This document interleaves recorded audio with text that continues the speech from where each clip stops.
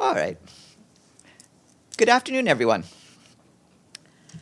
This morning, the Secretary General received the Carlos V European Award at a ceremony at the Monastery of Yuste, presided over by the King of Spain, Felipe VI. In his remarks, the Secretary General said that he was receiving the award also on behalf of the entire UN, and for that reason, he felt even prouder. The Secretary General said that as we consider the complex legacy of Carlos V and the global nature of his empire, we can find inspiration to rediscover the universal values, principles, and ideas that unite us as a human family. He noted that the UN, as well as the European Union, were created in the name of peace after the horror of 2 world wars. Mr. Guterres said that peace remains our North Star and our most precious goal, yet the struggle for peace may seem at times like a Sisyphean task. He emphasized that we must work to make peace and to keep it, every day, tirelessly. Instead of bullets, he added, we need diplomatic arsenals. His full remarks have been shared with you. The Secretary General will be back at the office in New York tomorrow. Turning to Sudan, the number of people internally displaced by fighting has more than doubled in the past week. The International Organization for Migration says that more than 700,000 people are now internally displaced by the violence. That's compared to 340,000 people as of last Tuesday.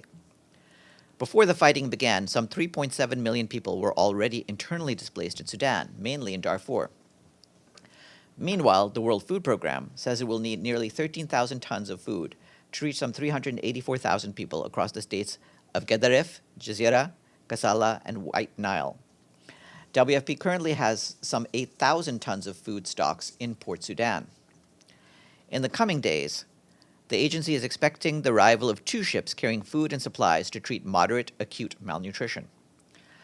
Since restarting food distributions last week, WFP says that more than 35,000 people have been reached across Guterres and Kassala, with distributions also underway in White Nile. This morning, the Security Council held a briefing on the UN Interim Security Force for Abyei, otherwise known as UNISFA. Assistant Secretary General for Africa, Martha Poby, warned that the outbreak of violence in Sudan may deeply impact the chances for political progress on Abyei and border issues. She said UNISFA continues to support efforts led by South Sudan to reduce tensions between the Ngok Dinka and Twik Dinka communities. Her full remarks were shared with you. Tor Vennesland, the UN Special Coordinator for the Middle East peace process, said today that he was deeply alarmed by developments in Gaza after Israel launched a military operation this morning, targeting members of the Palestinian Islamic Jihad movement. The Israeli airstrikes inside Gaza resulted in the killing of 13 Palestinians and more than 20 injured. He condemned the deaths of civilians in the Israeli airstrikes. This is unacceptable, he said.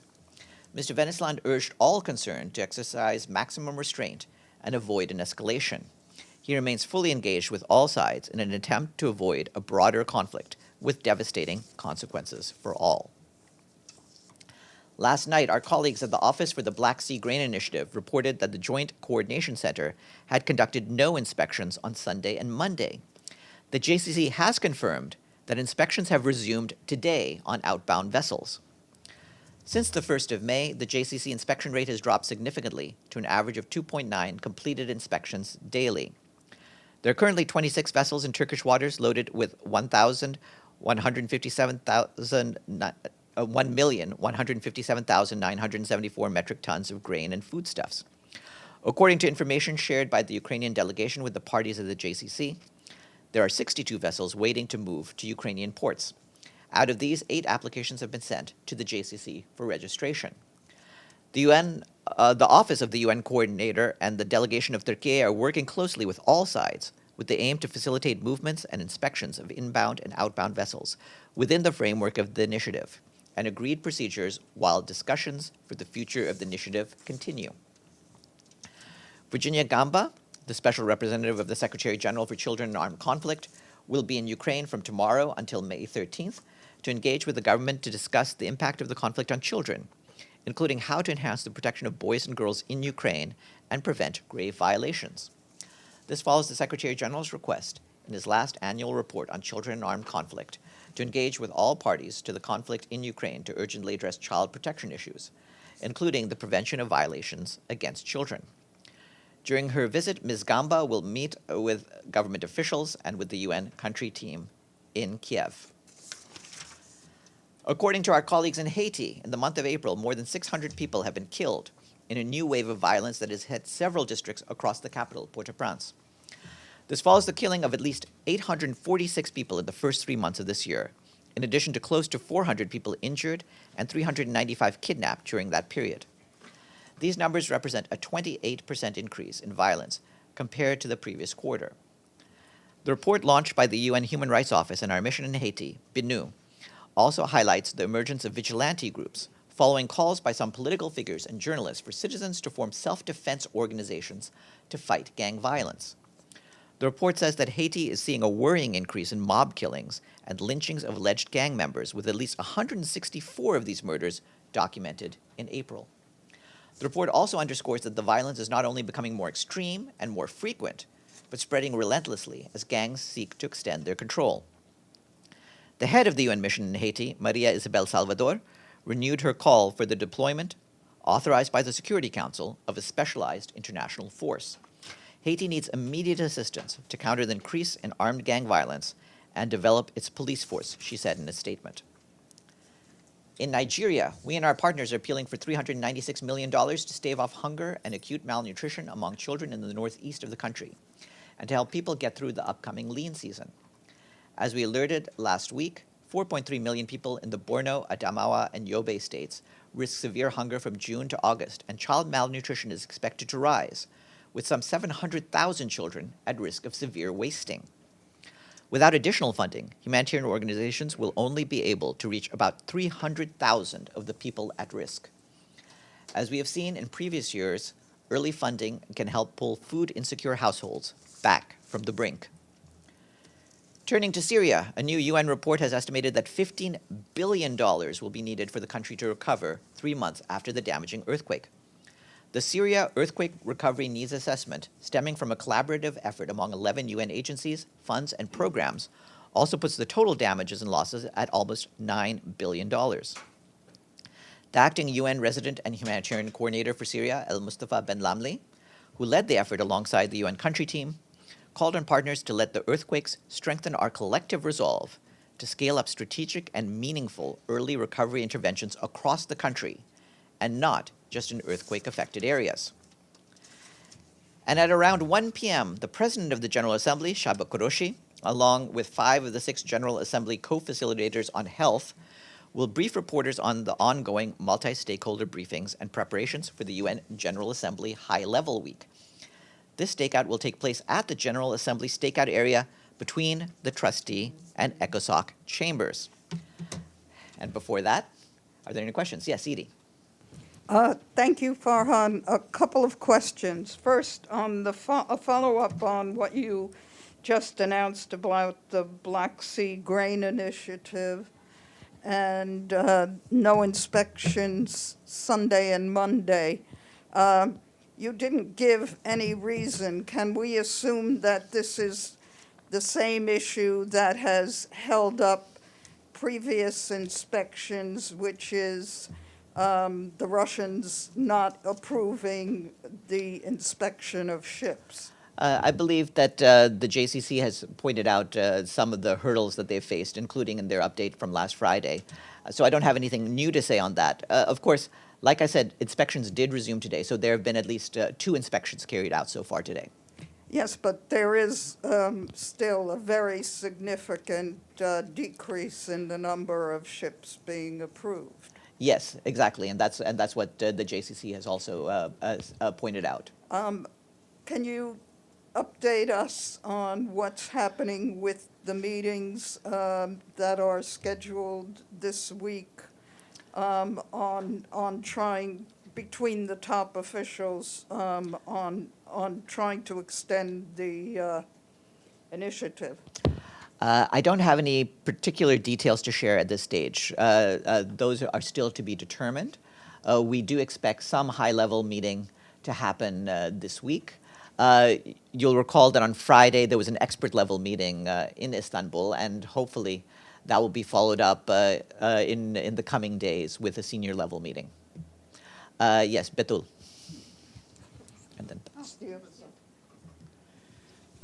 Farhan, will there be anyone from the UN in Russia when the foreign ministers of Russia, Syria, Iran, and Turkey meet? Anybody represented from the UN side? That's not a meeting that we are involved in at first hand. We will, of course, do our best to monitor that meeting. Yes, Bisa and then Tariq. Just a couple of questions about the situation in Gaza. Should we expect a statement from the SG regarding what has developed there overnight?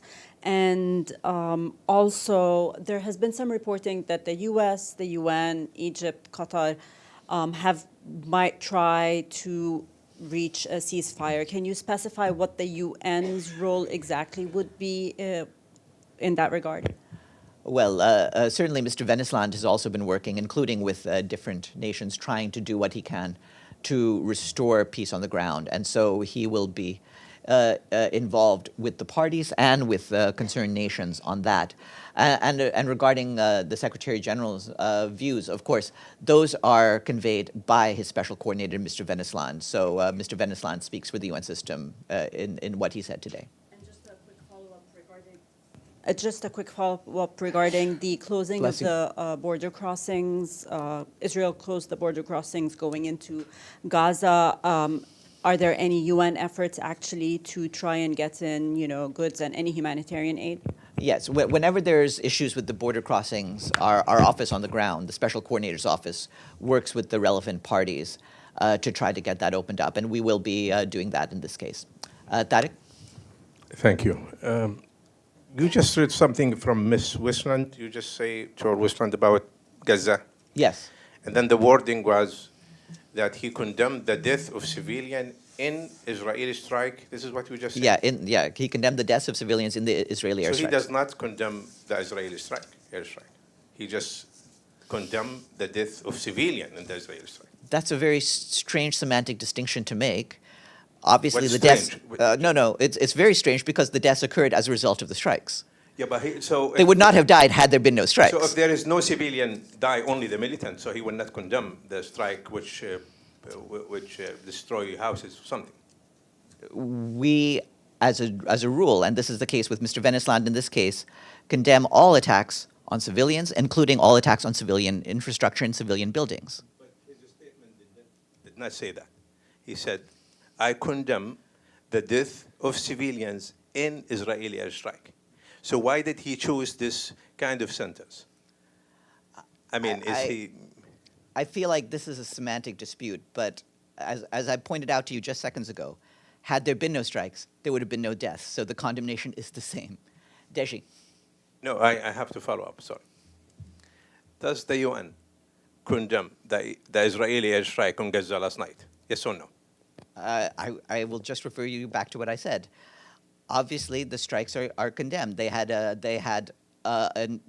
resulted in the deaths of civilians, and that we condemn. Yes, Deji.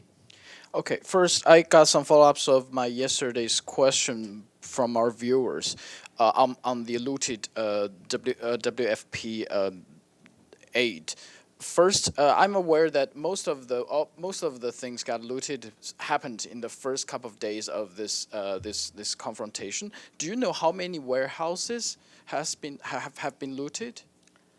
I don't have the precise numbers. You'll need to get that from the World Food Program. But as we pointed out, it was several different warehouses containing 17,000 metric tons of food. Yeah, exactly. Because of this number, 17,000 metric tons. If you really want to loot it by manpower, it will take like 17,000 people. One people carry a ton of things. That will take quite some time, and you don't exactly know who did this. We don't know who was in command of these forces. Obviously, there are certain areas that are in control of one faction or another. But since we didn't have any firsthand evidence of the looting, we don't know whether these were regular forces or others who were not in the control of the main factions. So when the looting happened, there were no UN staff, or they just instructed not to stop the looting. I mean, for their safety. Given the fighting, yes. So we have no firsthand evidence of who was behind this. Were there UN staff? we have no eyewitness evidence of what Okay. happened. Okay. My question today: the former Prime Minister of Pakistan, Mr. Imran Khan, got arrested and sparkled protests across Pakistan. What's the reaction from the Secretary General on this incident? Well, regarding that, you're aware of our concerns of making sure that all of the political figures in Pakistan are treated fairly, and of course that due process is followed. So we will monitor this process as it goes on to make sure that our concerns are being addressed. One last question. I'm sorry, Sherwin. When accepting an interview with Abyei, Mr. Guterres, Secretary General, said, unfortunately, when talking about the Ukrainian crisis, unfortunately, I believe the peace negotiations are not possible at this time.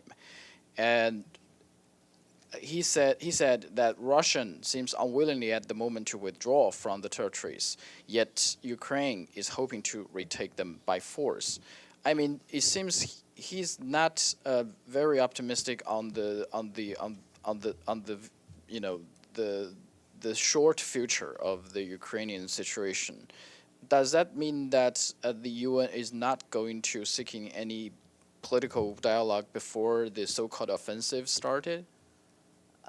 We will always try to support any peace efforts if there's a genuine opening for that. And that the Secretary General has made clear to you both that he will do that and he will pursue any genuine options for peace. And at the same time, he's been very honest and forthright with you about what he thinks the attitudes of the parties are and whether there's a climate that is conducive for peace efforts. And so his positions are unchanged. So from he that. believes so far there's no climate yet. What he said in El País today is what he believes. Yes. Today, Russia fired 25 cruise missiles at Ukraine. At the same time, Putin said at this parody parade in Moscow that war has been unleashed against Russia. How would you react to these words of the Russian president? I wouldn't comment on the Russian president's speech, but again, I would again reiterate our concerns about airstrikes as that hit at any civilian facilities. Sherwin. Farhan, are you able to give us an update on Martin Griffith's efforts at the Jeddah talks on Sudan, particularly his efforts to get safe passage for humanitarian efforts in the country? Yeah, I mean, he was, of course, in Jeddah, as we pointed out, to engage on humanitarian issues in Sudan. And he and his team will remain in close contacts with the parties after this in efforts to ensure that aid goes to who needs it. Mr. Griffiths proposed a declaration of commitments for the two parties to guarantee the safe passage of humanitarian relief. Mr. Griffiths is encouraged that this declaration has also been consulted upon at the Jeddah talks, so that was a step forward. And he hopes the declaration can be endorsed as soon as possible so that the relief operation can scale up swiftly and safely to meet the needs of millions of people in Sudan. There's confusion about who's leading these peace talks, right? Initially, it was IGAD, the African Union. We saw efforts from South Sudan in terms of a 7-day ceasefire, which is not holding. Now we see Saudi Arabia and the United States hosting these talks. Who's in charge of these peace talks? Who's leading this process? Is the UN involved at all? Mr. Perthis is going to be briefing the Security Council. What is he briefing the Council on if he's not in Jeddah? Well, he has also been in contact with various parties, and he will brief on his efforts. And certainly Mr. Griffiths was in Jeddah, and Mr. Griffiths and Mr. Perth are dealing with a wide range of actors. There are a lot of players, I will admit, but those players, as you know, have been coordinating their efforts from the start. You'll recall that the Secretary General 2 weeks ago convened both the delegations of the African Union, the European Union, the League of Arab States, and the Intergovernmental Authority on Development, so that all of our efforts with the various parties can be coordinated for maximum effect. different groups have different amounts of leverage over various parties, and we want to make sure that all of us are working together to get this violence halted as soon as possible. Are there any expectations from the Secretary in terms of what the Security Council can do in terms of pushing those talks? Yeah, forward? and we've made clear our expectations about the Security Council in that regard. We welcomed the Security Council's quick reaction when they issued a statement to the press within the first 2 days of the conflict. And we're continuing to keep them posted, and we want them to have a strong, unified voice calling on the Sudanese parties to cease their conflict. And of course, that will be part of what Mr. Perth's next briefing to the Security Council will concern. Amelie. Thanks, Farhan. Just a follow-up on Martin Griffith. Do I understand correctly that he left Jeddah, and if so, is he going somewhere else related to the Sudan crisis? He has left Jeddah, you're correct, and he will now be in Istanbul. Presumably on a different topic, yes. Pam. So can you tell us anything about Martin Griffith's work in Istanbul? And Not at this point, no. okay. But my question is about the Taliban. Is there any follow-up with the UN on meetings? Is the status quo still the same, that UN workers are being paid but staying home? What's been the impact, and where is it going? Thanks. I mean, the position is the same as what I reported to you on Friday. One thing I would like to point out is that that working from home doesn't mean that staff, whether female or male, are not working.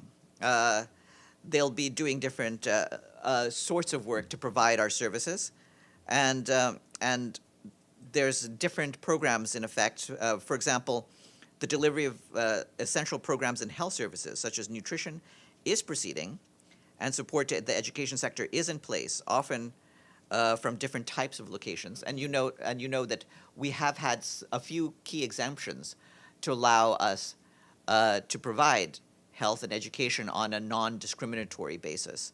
So that is continuing. And meanwhile, the operational posture of the UN entities in Afghanistan is under constant review. And no one going back? I mean, no one from your staff from the UN going back to meet with the Taliban? The way that we're going about it is as I've pointed out, that national staff, in the case of UNAMA, for example, national staff will continue to not report to the office, save for those individuals who are performing critical functions. I'm sorry, I meant any follow-up to Amina Mohammed, the DSG staff visit, any other visits planned? I don't have senior level visits to report at this stage. Thank you. Okay, Michelle? Good, sorry. Okay, Abdelhamid? Thank you, Farhan. I have noticed when you read the statement by Thor Winsland, you skipped an important segment. He said 13 people were killed, 3 PIJ, that means Palestinian Islamic Jihad, 5 women and 4 children. Yes. When you read the statement, could you explain why you skipped mentioning 5 women and 4 children? That's my first question. When I read out statements, I don't read all statements in verbatim, otherwise this briefing would be much longer. That was the factual information, but certainly it's part of the full statement, and you can refer to the full statement. Yeah, but don't you see that this is a key issue, killing 5 women and 4 children, which unveils the real nature of the air raid into Gaza, killing 5 women and 4 children. It's a key issue. How can you skip it? Like I said, I shorten all the notes that we get, but certainly that's there, and that's part of the record. And yes, you're quite right. That's exactly what he said. Okay, my second question, do the Palestinians have the right to protect themselves? Do they have the right to self-defense as any other people in the world? Of course. Thank you. Ibtisam. Hi, Farhan. My questions were already asked. Thank you. Oh, great. Alan. Thank you, Farhan. I have a short question, please. Could you please disclose who will represent the UN at the high level, at the senior level meeting in Istanbul tomorrow and the day after tomorrow? I cannot say that at this point, but I feel like there have been clues dropped here and there. Stefano. Hold on. I have a follow-up, please. Okay, yes. Is there any progress regarding the ammonia fertilizer pipeline? We're continuing with our contacts, and as you know, Rebecca Greenspan has been working on this issue and did indeed visit Moscow last week to take up these concerns further. Stefano, and then we'll go back to round two here. Thank you, Farhan. My question was asked, but I have a follow-up. It's about the interview the Secretary General did to help Abyei. So we understand he says that he doesn't see a peace process in this moment because that both parts are convinced that they can win this war. Now, isn't the role of the Secretary General, doesn't matter how war is going, isn't it the one they should pursue the peace and try any way to find a solution? The way it was described also by you today, it looks like the Secretary General is there waiting for an opening in a kind of a passive way, and doesn't give, at least as impression, doesn't give the active role that the Secretary General should have in search for peace. So my question is, again, is a follow-up. My question is, in a next interview maybe, will the Secretary General give also this kind of active position? Well, I don't want to create the impression that he has been doing this in any sort of passive way. That's not our intention, and that's certainly not what he's been doing. He has been active, and he has been working with the parties. As you know, that has resulted in the past year in several advances, whether it is involving the evacuation of people from the Azovstal steel plant, or whether it's involving the Black Sea Grain Initiative or the agreement on Russian exports. There have been little inroads where he can make them, and he's been in constant contact with the party. So it's an active process. At the same time, the whole point of diplomacy is to work to find places where you can make progress between the parties. The Secretary General is not going to be dishonest about where opportunities exist and where they do not exist. And he has been very clear about that. He's trying to create as many opportunities for himself and for the UN to achieve peace as is possible. But he's also honestly giving you his evaluations of what kind of climate we're dealing with. Edie. Just a quick follow-up. We appreciate the realism and also the way you describe it. But just of all the peace proposals that were presented by now, that we know, for example, the most famous is the China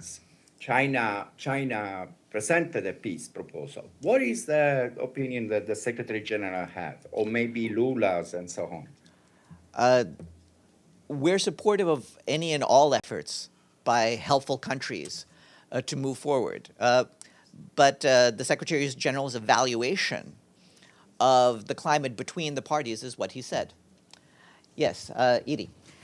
Going back to Sudan and this declaration that Martin Griffiths presented to the parties in Jeddah, can you give us any more details on what this declaration says, and is there any time frame that he's hoping for a response from the parties? Well, one of the things we want is for the declaration to be endorsed as soon as possible, but we also want guarantees from the parties to allow humanitarian operations in Sudan to continue. It's clear that because of the needs on the ground, we're going to proceed with humanitarian operations whether there's a ceasefire or not, as we do in conflict situations all around the world. But in order to make sure that safe passage is guaranteed, we want the parties to adhere to a declaration of commitments. Ultimately, we'll see what can be endorsed, but we're working on that effort. Does the declaration include the establishment of humanitarian corridors? I don't have the full details of what's been worked out. We'll see what can be agreed to between the parties. And one last question on Haiti. With this serious upsurge in killings and deterioration of the situation, is there anything else that the Secretary General can do or is planning to do to try and find a lead country for this force to go into Haiti? Well, we've been in touch with member states, and we'll continue to be in touch, both through the Secretary General and through Maria Isabel Salvador, trying to see what can be done. But as you know, at the end of the day, it's up to member states themselves to come to the fore and take up the responsibility of ensuring that the people of Haiti can be secure enough to go about their daily lives without fear. Yes, Betul. Farhan, any update on the first phase of offloading Safir oil tanker off the coast of Yemen after the fundraising by the UK and the Netherlands? I know that the UN still needs around $24 million, but can you just not start? Yes, we can, and the ships are coming into the area. We do hope to begin the activities of offloading from the Safir tanker possibly as soon as the end of this month. Michelle. Sorry, just another question on the grain deal. How would the Secretary General, sort of 9 days out now from the May 18 deadline, how would he describe the prospects for getting the Black Sea grain deal renewed and for how long? I think we're doing as much as we can to have this grain deal extended as often as needs to happen. And so he's working assiduously with different leaders on that. As you know, Martin Griffiths and Rebecca Greenspan are also dealing with various parties, and we'll see what can be done. And has he received any kind of response from President Putin? There's no formal response so far, no. Yes. Okay, I have another question, please. I don't want my question to be misunderstood again. The world looking at Syria now and with the hope that the crisis will be over soon, because the Arab countries have successful dialogue with the Syrian government. Also in Yemen, after Saudi Arabia and Iran, they have they come to restore their diplomatic relationship. Also, people look at Yemen as there is hope. Today in Jeddah, Sudanese parties meet in Saudi Arabia. This means that the United Nations role is shrinking. I'm not talking about secretariat, but like what the role of the United Nations for the past 10, 20 years when they were unable to solve issues, or this is like comes in cooperation with the United Nations. Thank you. In any region of the world, there are times when different political events change the situation on the ground, and we are prepared as an organization to respond to those, to see what we can do to strengthen peace efforts.